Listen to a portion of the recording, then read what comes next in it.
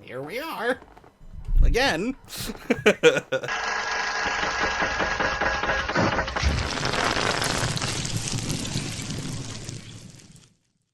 Hello and welcome back to Simon's Rants and to another Ending Explained. Today I'm explaining yet another Wes Anderson film. I didn't think I would have to do this again, but here we are doing it again. And I'm excited too because I'm very excited for Wes Anderson's turn as a filmmaker. I've loved his movies, all of them, frankly, that I've seen. I've loved all of them, but more recently, his movies have become deeper. There's an extra layer of depth there and a little bit of convoluted storytelling that makes these kind of videos necessary, but I love movies that make you think and have messaging like this. It's not quite allegorical, I don't think, but it's on the brink there, and I really enjoyed the last few because of that.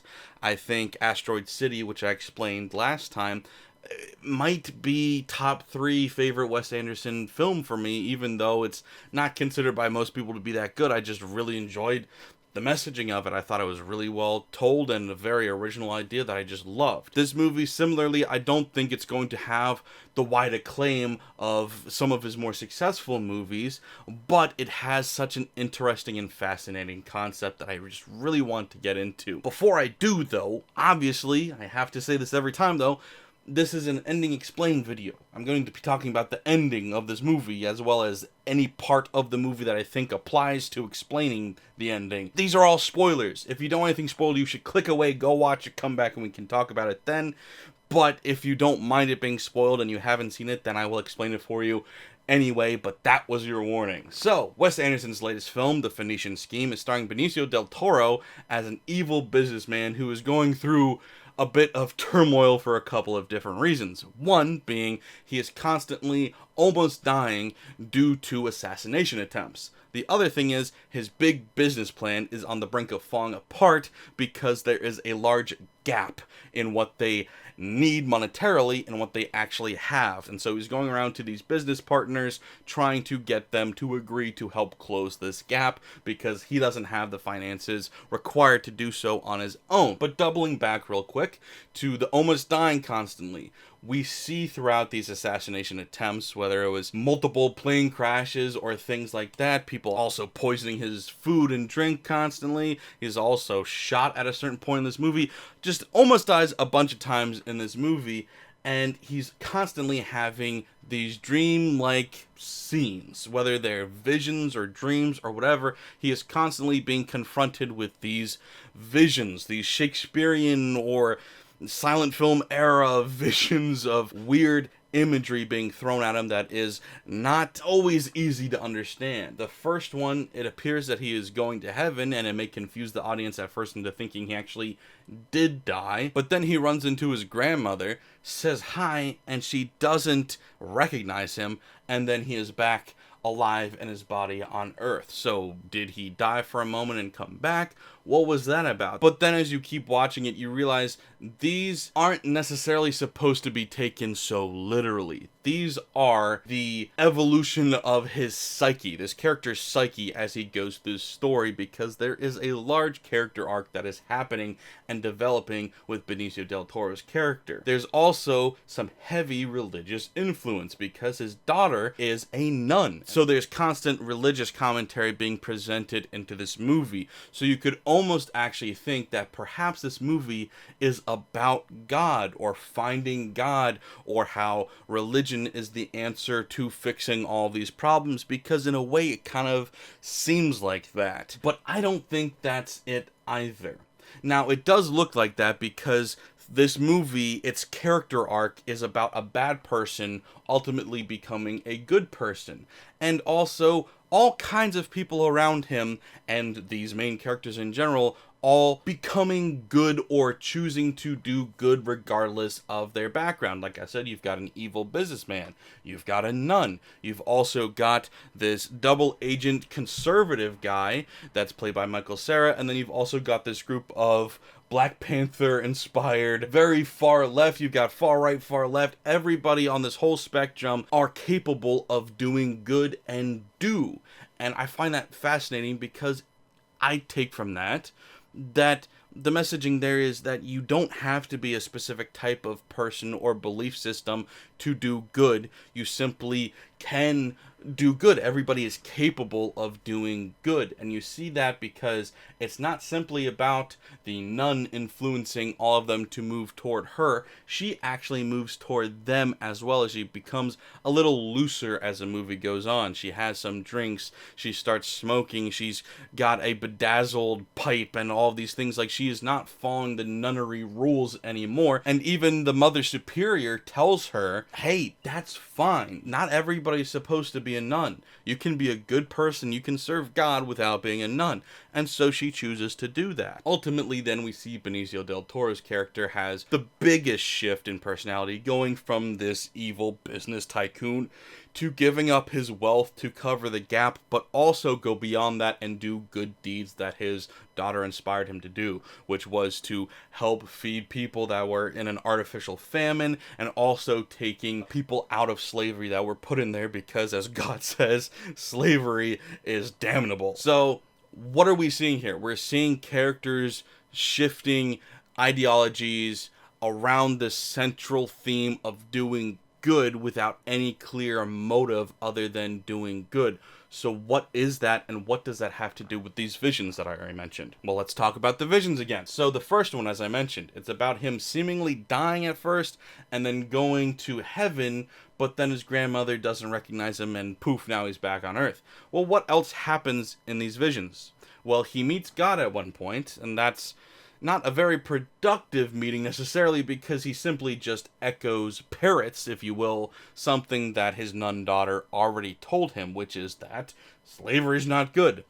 Crazy concept. Beyond that, also, we see this vision of him taking this deer or elk or something like that, and he throws down the kill in front of his 3 wives on this panel as a heroic hunter, showing the spoils of his victory. And then he cuts it open and out spills coins. So what does that mean? And then also we have a really fun interaction where in one of these dream sequences, actually in a couple of them, we see his daughter. One, as the young version of her, recounting what she remembers from her childhood, and 2, the modern, the adult version of her, telling him what she believes prayer is really about and what communion with God is about, because she admits, I never actually hear anything back. I just choose to do what I think he wants me to do, what I believe to be right. So what we're seeing in all of these, like I said, it's not visions necessarily. It's not a grand illumination.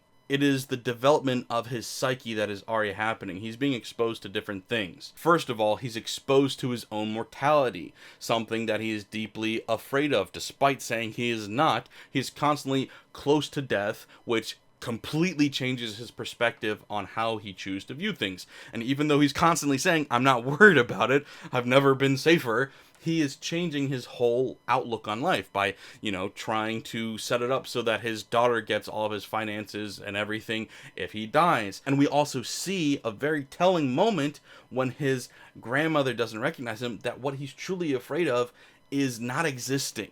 He's afraid of not being remembered and being gone, because he just wants people to know he was there or know that he is still there. He's terrified of the concept of just not being around, which is what most people are scared of when they're not religious. The fact that there's nothing. That's terrifying in a way. And so we see his interpretation of himself in this vision as a provider, throwing down this animal carcass with these gold coins for his wives, but that didn't actually really help them. He gave them food, he gave them money, but they all died. He didn't actually protect them.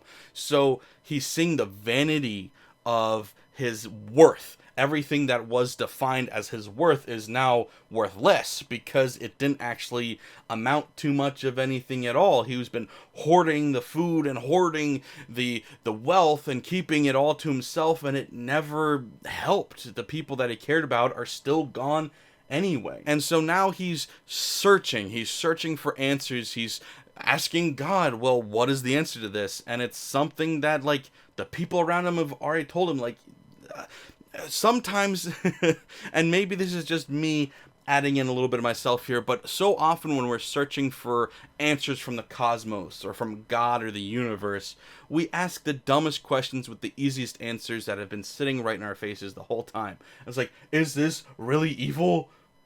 Duh. Yeah, what did you think? Like, is slavery bad? Of course it is. If you had just taken 2 seconds to stop and think about that, you would have gotten the answer yourself. Why did you have to go to God for it? But it's just how we are as people sometimes, is we need some big booming voice to tell us to stop doing the stupid thing that we've been doing our whole lives. And then lastly, like I said, we have that interaction with his daughter, where this isn't his literal daughter, this is his psyche's interpretation of how she would react in this conversation. We don't know that this is something that she would say, but she says, I don't actually ever hear God, I just try to do the right thing. And so that becomes his interpretation and his mantra for life, because he says he is open to being Catholic. He does say that, but it's like it's not really rooted in the same kind of belief system that his nun daughter is rooted in. It's very loose, it's very abstract. It's just the basic idea of having a guiding force, because once again, he is doing this based in fear, the fear of death and the fear of not having done the right things to be remembered. But it eventually leads to him doing good anyway, because then he chooses, like I said, to help the people that are in slavery and to help the people that are being forced to starve. He gives away everything, becomes poor, goes back to just the things that he actually truly loves, which is being with his daughter and the rest of his kids, and also cooking and cleaning and playing cards and having a whiskey with her.